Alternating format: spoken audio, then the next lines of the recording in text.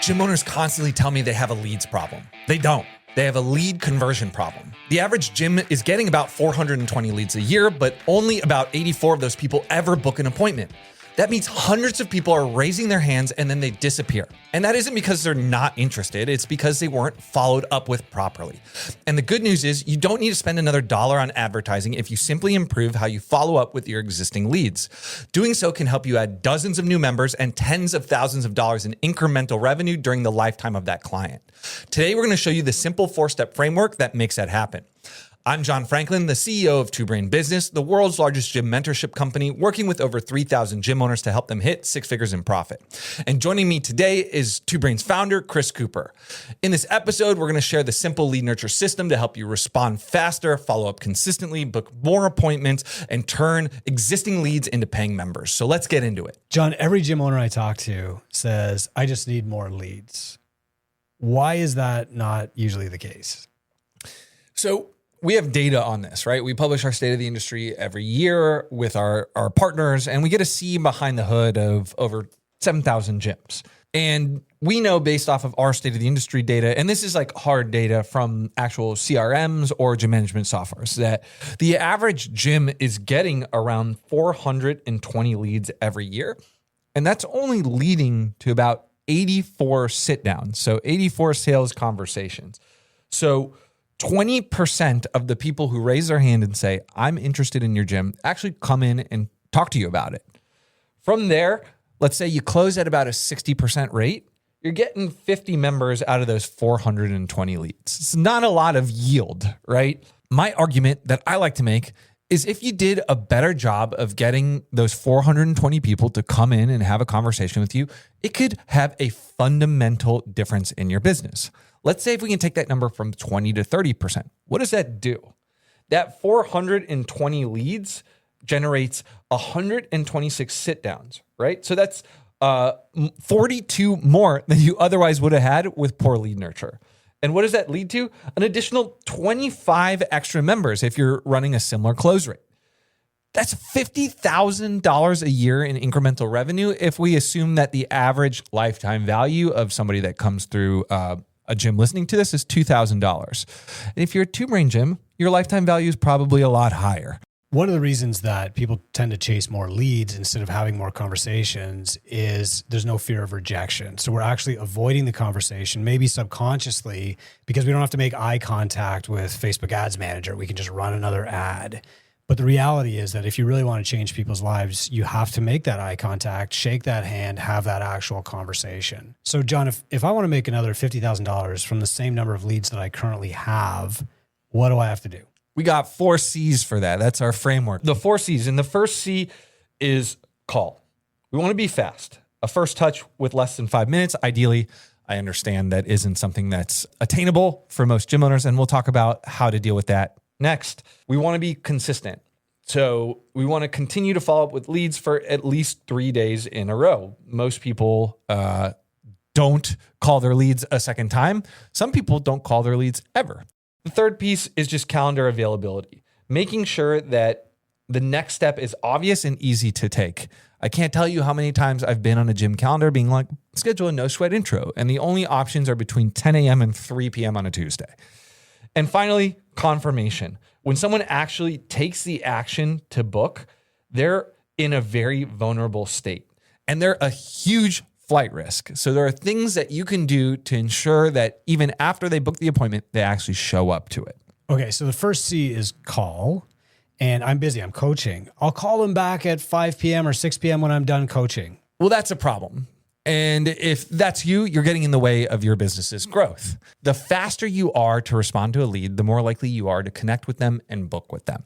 This is the second of a 4-part series all about gym sales. So if you want the exact frameworks and scripts we're talking about in this episode, along with other assets to help you convert more of your prospects at your gym, I want you to scan the QR code here or click the link down below to grab it. So if you look down at my visual here, there's been a commonly cited study in sales circles that analyzed 100,000 call attempts.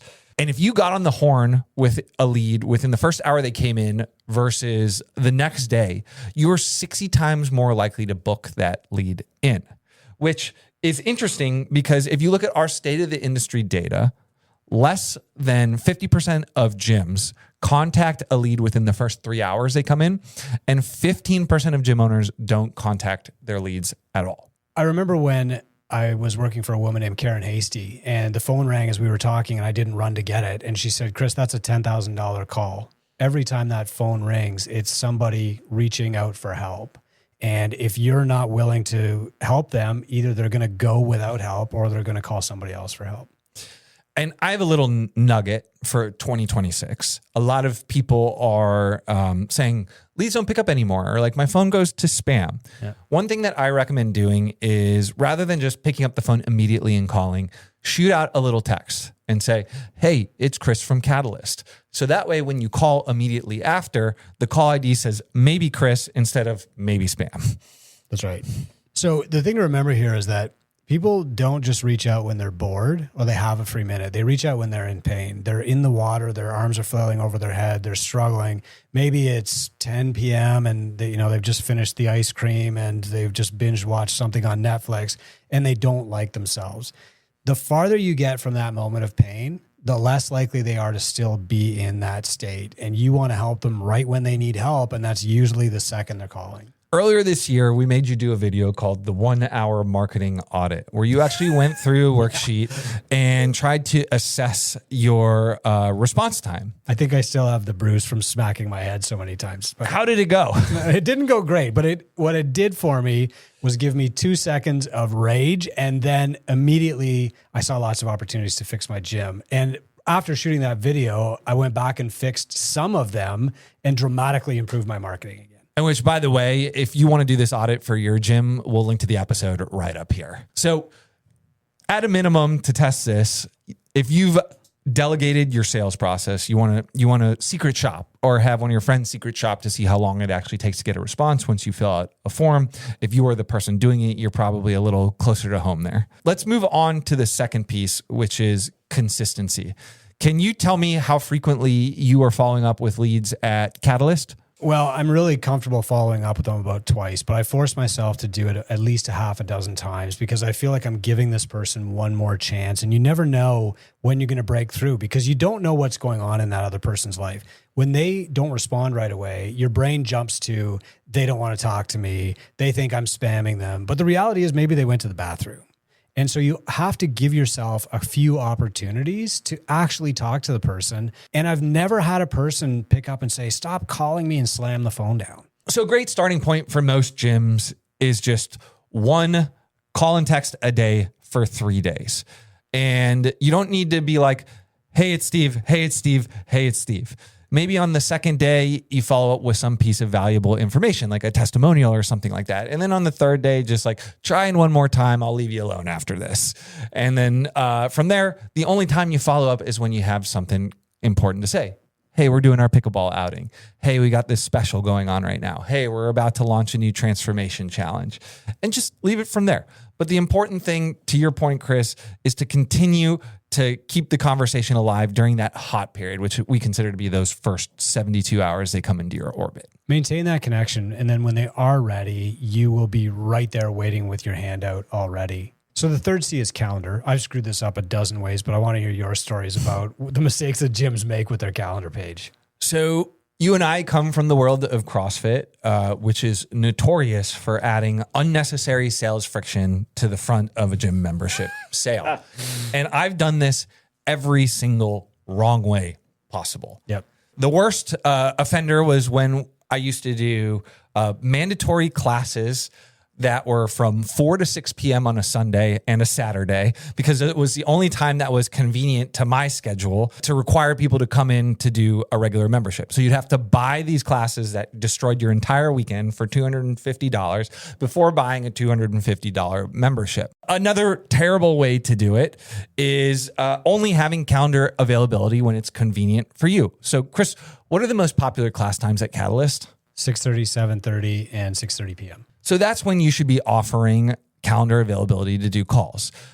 We've seen that the morning blocks are less popular, that before work stuff, but you definitely want to have like a mid-morning And you definitely want to have evening and one block on Saturday in the morning time when your most popular classes are. If you're still someone who's doing all the coaching, that's a problem. Yeah. You want to be available when your customers are available. You're in the service industry, and a lesson that I learned way back in 2000 was that you're better off to be open from 5 p.m. till 9 p.m. than to be open 9 to 5 during the day when nobody can come. No, exactly. Let me prove this. So we actually, before the episode, went and looked for a gym in a specific city, and we pulled up an actual calendar and we just anonymized it. So these are the appointment times of that gym. We just didn't call them out. So they had, the only availability they had was on Thursday, July 16th. And your options were 10:45 a.m., 11 a.m., or 11:15 a.m. I'm moving on. Yeah, I work a 9 to 5 job. Like, I don't know if I can go into the gym to talk about my goal. Like, I don't want to take a half day to do that. Yeah. I have a lot of professional clients. They're not going to cancel an appointment with their clients to drive up to come to my gym when really I'm saying I'm here to serve you and help you change your lifestyle. I should be available to meet them before work or after work or on their lunch break. Well, maybe you're thinking, okay, this guy's coaching all the classes. Maybe I'll go on the weekend. We pulled up Saturday, no availability on Saturday, no availability on Sunday. Now, I feel for these gym owners who are coaching every single class. I lived it. You lived it. You coached thousands of gym owners through this. What do you recommend a gym owner do if they're on the floor all the time and just like simply don't have hours available to sell people? Well, the first thing that you want to do is buy back some of that time so that you do have time to sell people. The second thing that you want to do if you're in an area that has lots of walk-ins is have a QR code at the front desk. Sorry, we missed you. Please sign our guest book. Boom, here it is. And we actually used to have like a physical guest book that people would write their name and phone number in, and I would call them right after class. The third thing is that if you've got a time like noon, for example, or 5 to 6 p.m., you're actually better to bring a backup in because that's going to be a busy class, but you can also extract yourself from that class and go talk to somebody or have an NSI booked. So basically have a roaming coach on the floor. Yeah. Or spend, $30 to have somebody coach one class a week that's during your peak time because it's probably costing you more than the $150 a week it would cost you to sub that class out. Yeah, and also you're probably more likely to close a sale if the person comes in during a busy class time. Nothing really draws a crowd like a crowd does, and you've got a room full of social proof standing right there in front of them. For example, if I only have noon hours available to work out and I'm a busy professional and I can't book an appointment to talk to you at the noon hour, I'm immediately going to think, okay, I can't work out at noon hours anyway. I'm going to move on to a trainer who can. Like for busy professionals, high earning, who are your target market, schedule is more important than the money a lot of the times. And that's why some will do personal training. But that's why when they're shopping, your availability up front is a key indicator of how well they're actually going to be able to use your service. So if you're a gym owner listening to this, your homework is simple. Think about your target prospect. If you serve busy adults, it's probably someone like me. I work a 9 to 5. I have 3 kids. I can't get away from work to go do a 30, 45-minute consultation and talk about my goals. So look at your schedule. Do you have a time that would be convenient for me? Someone who would give you money for personal training or small group training? If not, what can you do to free up the time so you're no longer the bottleneck in your sales process? So the last C is confirm. And, Kilo sends out an automated email when somebody books an appointment. Why is this a C? Like, why do I have to keep following up with people in person? So yes, I do sell marketing automation software, but I am the person banging the drum the loudest that you should not be using it to confirm your appointments. People are vulnerable at this stage in the process. They're scared. They're in pain. They just booked something that is very, very scary for them coming into a gym for the first time. And if your gym is a warehouse style gym and you don't have like a dedicated consultation area, or if you're someone who's busy and you run the risk of a prospect walking in the middle of class with nobody to greet them, they're going to have a terrible first impression of your business. So that period from when they book to when they come in, you want to make them feel as comfortable as possible. First thing you should do is do a confirmation video text. This is something as simple as like, hey, Chris, saw that you booked. So excited. You're going to be meeting with me. Just wanted to show you around the gym here. Yada, yada, yada. Then the day of, Hey, Chris, excited to see you at 10 a.m. today. I'm going to be coaching class. If you come in a little early, I just want you to sit here. Don't worry, I'll be done and get to you right away. But I just want you to put a name to the face. Don't worry about wearing workout clothes. I'll have a water ready for you. Don't bring a water bottle or anything like that. Looking forward to talking about your goals. The biggest fear that people have in life is the fear of being embarrassed. And if they're walking into a gym, they don't know what's going on, they don't know who they're looking for, they don't know what they're supposed to do, it feels like walking into the lunchroom on the first day of high school and knowing no one. Like, it's terrifying. And so the more you can reduce that pain by saying, here's exactly what's going to happen. Here's what I look like. I will meet you here. Take off your shoes and put them there. I'll have water for you. Don't worry about what you wear. The more you're holding their hand and coaching them into the gym already. And that makes a massive difference. I went and did a workout last week at a new place. So filled out the form, nobody responded. Showed up, there's construction going on at the front of this facility, so the front door isn't available. I see somebody in the parking lot and just say, hey, how's it going? How do I get in here for the XYZ? And they're like, oh, just walk this way. And I'm walking with them. They're not particularly friendly or answering any of my questions. And so I walk around. There's somebody coaching the class, and I'm like, hey, I'm here to try out the yada yada. I filled out the form. I didn't hear from anybody. I just showed up. Are you the coach? And this person was like, no, that guy's the coach, and pointed at the person I was walking in with. And more often than not, that is the experience most people have, and they don't understand why they are having trouble growing their member base. I think everybody watching this can relate to being nervous in a crowd of people you've never met before. Maybe you're meeting your girlfriend's family for the first time. Even last weekend, I'm 50 years old. I race bikes. I coach half of the people that were going out on this bike ride. And I showed up at a new place where I'd never been with people I'd never met. And I had to be like, Chris, are you actually nervous about this? And then kind of work through that. Most of your clients are just not going to do that for a service for which they're going to pay you. If you're a gym owner listening to this, your homework's simple.